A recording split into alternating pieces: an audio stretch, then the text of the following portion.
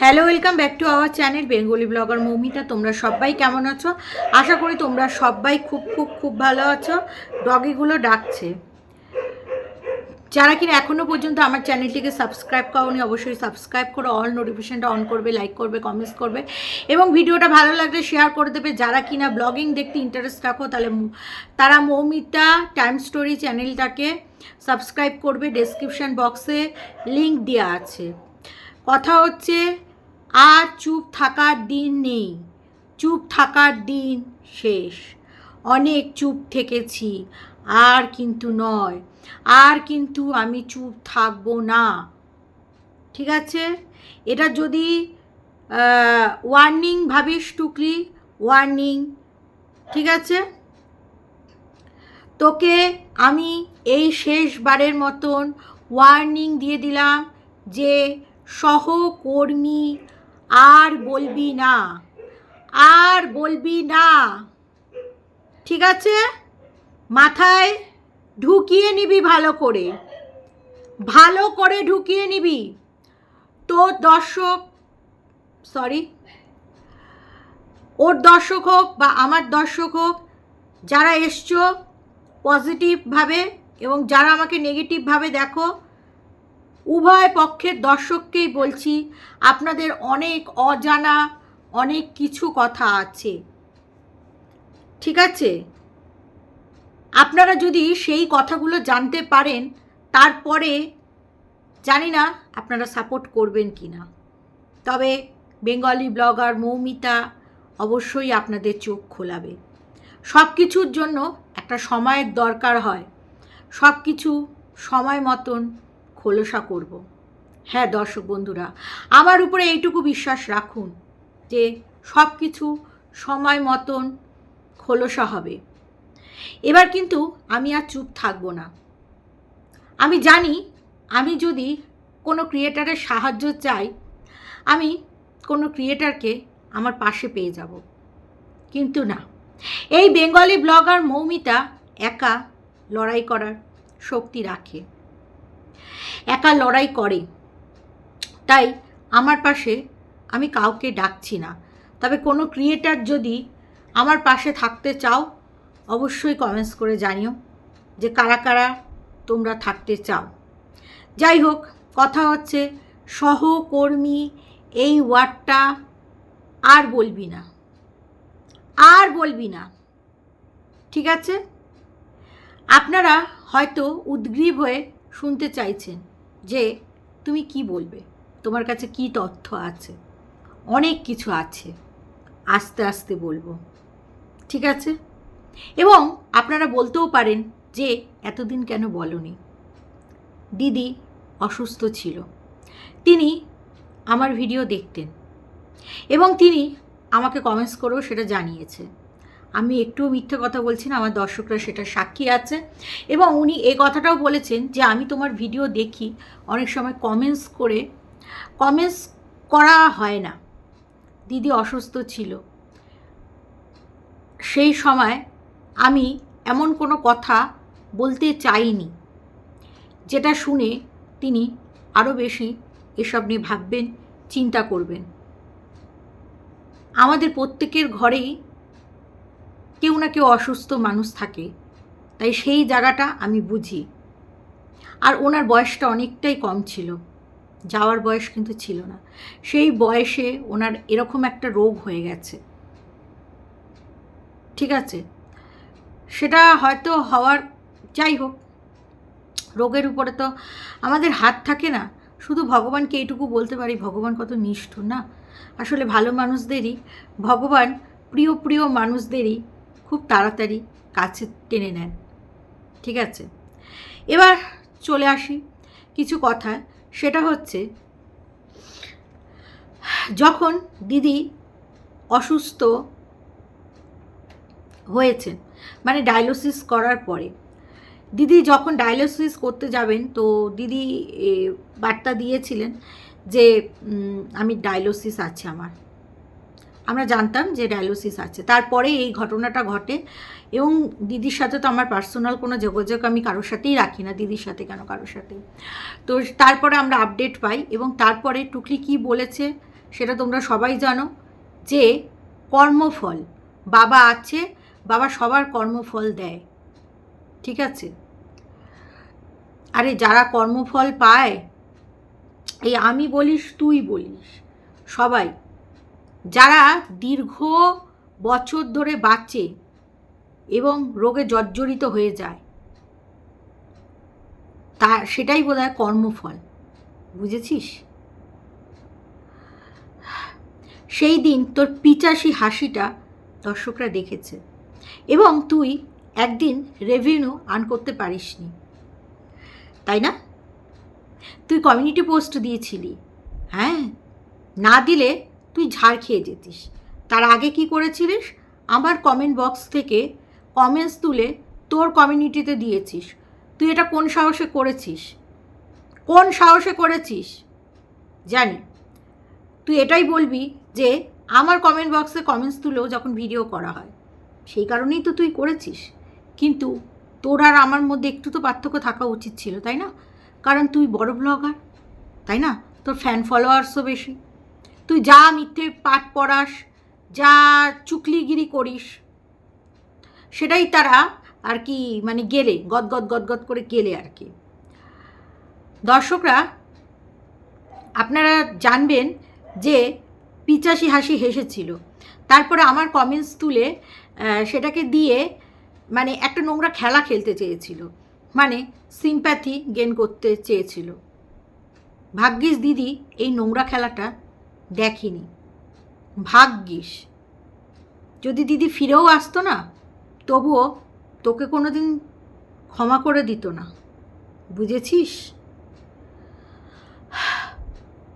তারপরে তুই জানিয়ে দিলি কমিউনিটি পোস্ট দিয়ে যে তোদের দুটো চ্যানেল থেকে কোনো ভিডিও আসবে না। তারপরে যে ভিডিওটা তুই আপলোড দিলি, মানে যেটা আমরা সানডেতে পেলাম সকালবেলায়, এই সকালে নয় দুপুরে, সেটাতে তুই বারবার করে এই কথাটাই উল্লেখ করছিলিস যে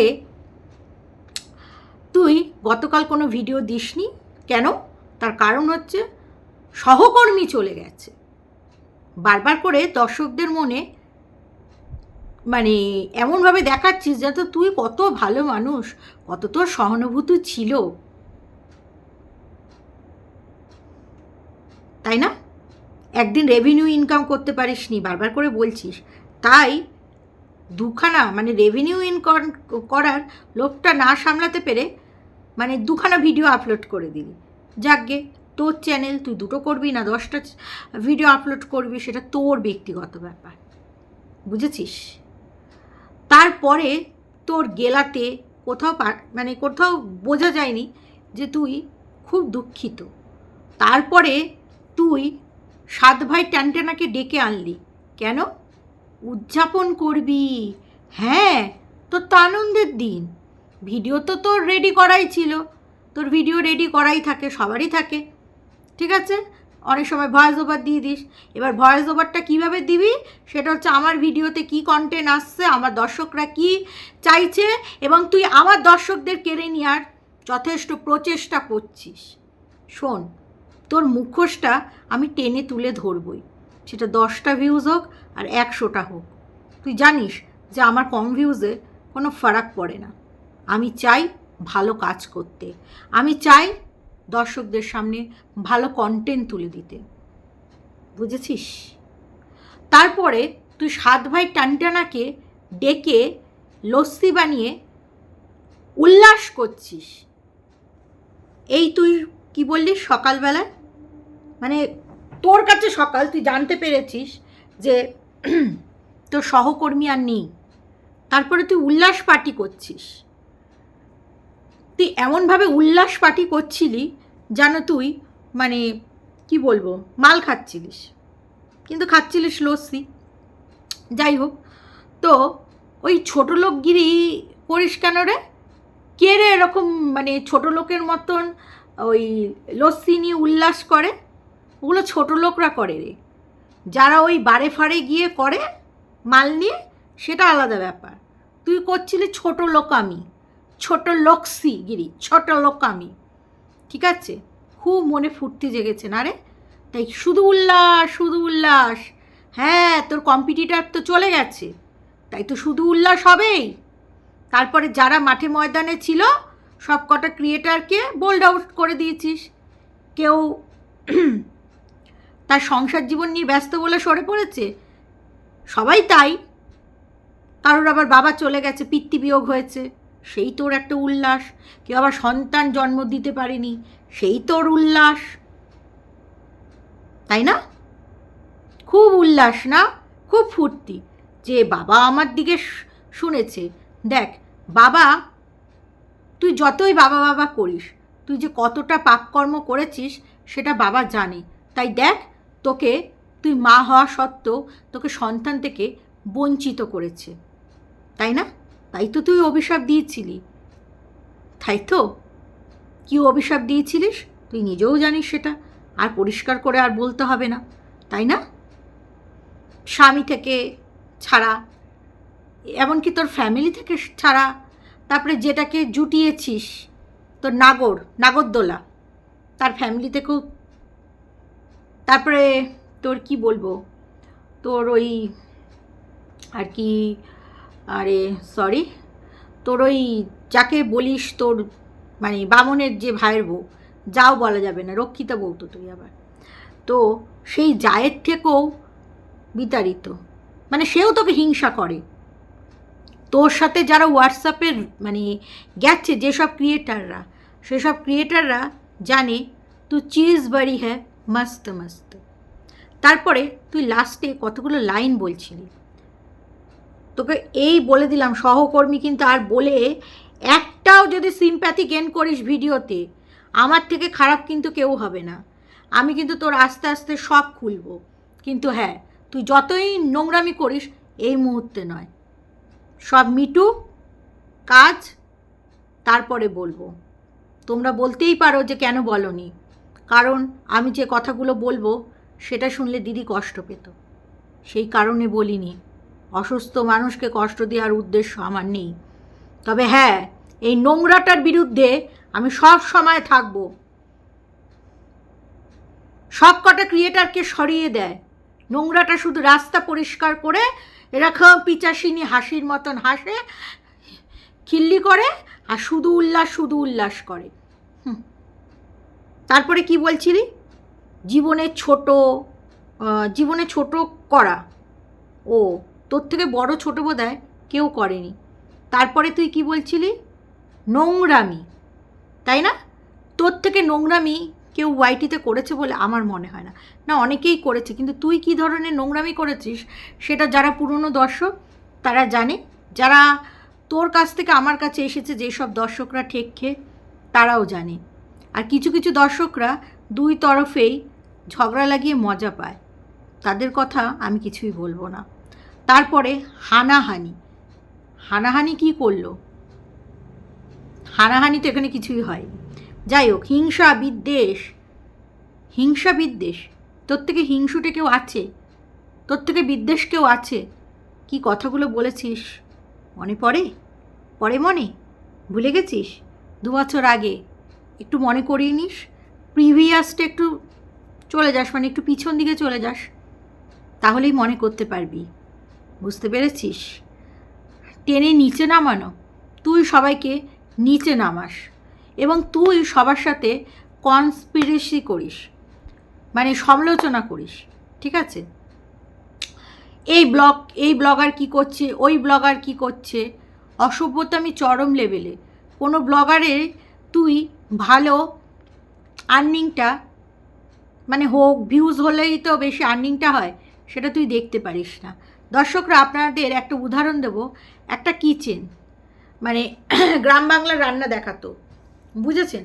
সেই সময়টা 2020 সময়টা খুব চলছিল সেই রান্নাঘরটা। এরকম 2টো কিচেন আছে, তারা মানে মাটির উনানে রান্না টান্না করতো। সেই সময় তাদের ভিউজ ভালো হতো বলে তাকেও হিংসা করতো, অথচ সেখান থেকে কন্টেন্ট চুরি করতো, জানেন? বিশ্বাস করবেন আপনারা? সব ক্রিয়েটারের নামে নোংরামি করতো, সব ক্রিয়েটারের নামে, প্রত্যেক কটা ক্রিয়েটারের নামে নোংরামি করতো, জানেন দর্শক বন্ধুরা? কি বলবো আপনাদের, বলুন তো আপনাদের কি বলবো? সব ক্রিয়েটারের নামে এর নিন্দা। আর ও ছোট ছোট ক্রিয়েটারদের চ্যানেলে মানে বাড়িয়ে দেবে লোভ দেখিয়ে, তাদের কাছ থেকে কিচ্ছু বাড়াবে না, যদি পারে তাদের কাছ থেকে জিনিস হাতিয়ে নেবে, ঠিক আছে? তারপরে তাদের কি করবে, তাদের মাথার মধ্যে এমনভাবে ব্রেন ওয়াশ করে দেবে, সারাদিন সমালোচনা করবে, তাকে ঠিকঠাক করে ভিডিও করতে দেবে না, এমনভাবে সমালোচনা ঢুকিয়ে দেবে তাদের মাথার মধ্যে যে তারা নিজেরা লড়াই করবে এবং ও কাটা দিয়ে কাটা তুলবে। মানে ওর ধরুন ও কোনো ব্লগারের সাথে সুসম্পর্ক নেই, এবং যাকে ও সবথেকে বেশি হিংসা করে এবং ছোট ক্রিয়েটারকে তার সম্বন্ধে বলে বলে বলে বলে এবার সে দেখবেন একটা যাকে ভালোবাসছে, ধরুন আমাকে আপনারা ভালোবাসেন, আমি যদি একটা মনের মধ্যে আপনাদের বিষ ঢুকিয়ে দিই যে এই কথার কথা বলছি, তখন আপনারা খারাপ কুদৃষ্টিতেই দেখবেন, সে ভালো করলেও কুদৃষ্টিতে, তখন তার সাথে আপনার লড়াইটা বাঁধবে আর ও সেটা বসে বসে এনজয় করবে। এই ধরনের মেন্টালিটি। বাদবাকি কথা বলার জন্য আরও সময় রয়েছে, সময় সবটা খুলবো, তাই তোকে শেষবারের মতন সাবধান করে দিচ্ছি, তাকে আর কিন্তু সহকর্মী বলবি না। যা বলেছিস বলেছিস, যা উল্লাস করেছিস করেছিস, আর কিন্তু জানি তোর উল্লাসটা আমি বন্ধ করতে পারবো না। তোর এখন যতই তুই নাটক মারিস, তোর মনে প্রচণ্ড ফুর্তি, ঠিক আছে? শুধু একটা কথাই বলবো, যদি বাবা থাকেন তোর বিচার বাবাই করবে, বুঝেছিস? আর আমরা যদি ভালো মানে কি বলবো, শ্রীকৃষ্ণ বলে না, যদি তুমি ভাগ্যবান হও তাহলে তুমি সেই কর্মফলটা দেখতে পাবে, সেটাই, বুঝেছিস? করতে থাক, কত উল্লাস করবি।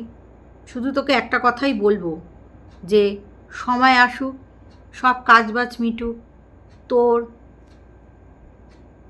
খুলব।